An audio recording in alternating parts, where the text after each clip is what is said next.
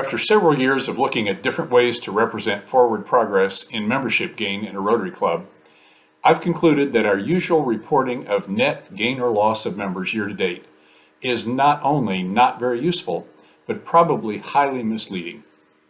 It fails to answer several questions. First, exactly how did a club get to that particular net?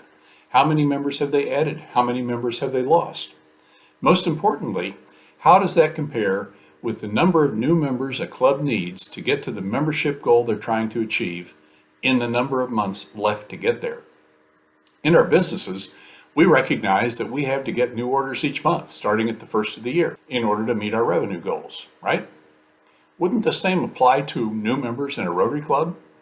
If we know, for example, that our 40-member club loses 6 members a year, wouldn't it make sense that we need to get a new member at least every other month, starting with the first month of the year?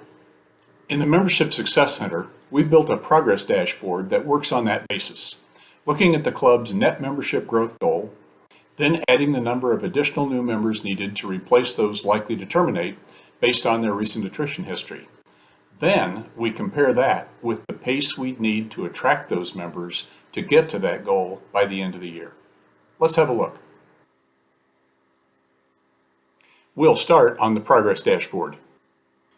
Up at the top, you see the number of new members needed by this club to meet its membership goal. And you see this bar graph representing their progress on a linear basis. But then, scroll down and we take a look at the pace. That new member pace is represented graphically as a ramp that begins on July 1st and ramps to the total number of new members needed by June 1st. That gives us the month of June for some final course correction in case things work out differently. We also display a bar graph of the rate of new member attraction, which needs to meet or exceed the pace of new members needed to get to our goal by June 1st. Now, this is an example of a club that's ahead of pace. They need 20 new members to meet their growth goal and replace their likely attrition. At this point in the year, they're ahead of that ramp. And if they keep attracting members consistently at their current pace, they'll meet their goal with no problem. To help users understand this, here's a pop-up tip in this little circle with a question mark that explains it.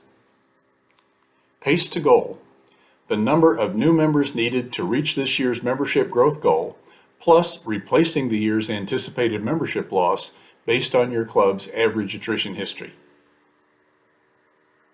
Let's look at another club. Here's another club that is more the norm in most districts at this time of the year. They've attracted 1 new member so far this year. But let's take a look. They're already 5 members short of where they need to be on October 1st. That's a serious red flag. Taking our typical look at only net gain loss, we see them at net 0. And for some reason, that causes us not to worry about them, when in fact we should be extremely worried about them, and so should they. I invite you to open the progress dashboard, which will open for your own club, and then surf through a few clubs using the drop-down at the top of the screen. I can hear you saying, "Gee, Terry, that looks like a lot of work. Can't I just see a snapshot of clubs that are in trouble and clubs that are doing well?" Sure you can. You'll find that on the year-to-date goal progress by club, which is a report rather than a graph. Let's have a look at that. I want to mention, some of you probably have noticed this little symbol. They call it a hamburger up here in the top left corner. What that does is collapse the left side menu and give you some more screen real estate, which is handy when you're looking at these reports. Now let me explain how to use this. First, you probably want to see the details under the covers by checking this Show Attrition Attraction Counts Year-to-Date box. Then let's look at this right-hand column, ahead or behind new member pace. That's the numerical value, number of members, equal to the distance by which a club's blue progress bar exceeds or falls short of their pace to goal ramp of new members needed. Even better, you can sort that column by clicking it at the top. You can find the clubs that are far off pace, those will be negative, and the clubs that are ahead of the game, those will be positive. One thing you'll also want to look at is the growth goal itself. I've seen some pretty crazy numbers in here. Clubs with 50 members that plan to get to 65, for example. If that actually happened, it's likely that the wheels would fall off.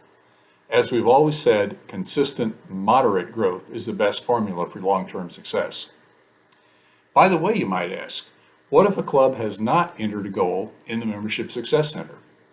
Well, they'll also need to replace their attrition, and hopefully a little bit more, as a contingency cushion, if nothing else. What we do in that case is assume a 5% net membership gain, figure the number of members needed to accomplish that, and add in their historical average membership loss.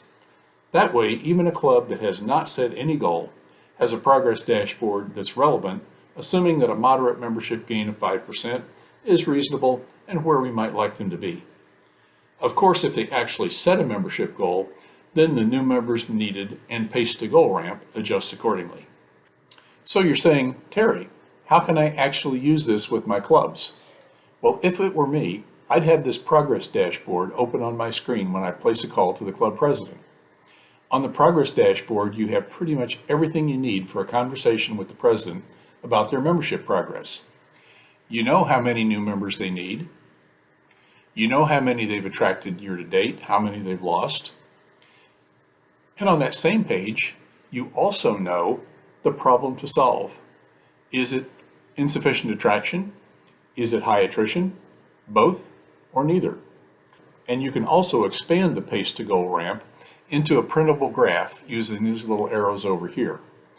You can print that, and your membership assistance team can use it when meeting with club leaders. So I invite you to spend some time familiarizing yourself with the progress dashboards for your clubs, and then have a look at the year-to-date goal progress by club report, where you can pick out clubs that need some attention right away to get them on track with attracting the number of members they'll need to be successful this year. Thanks.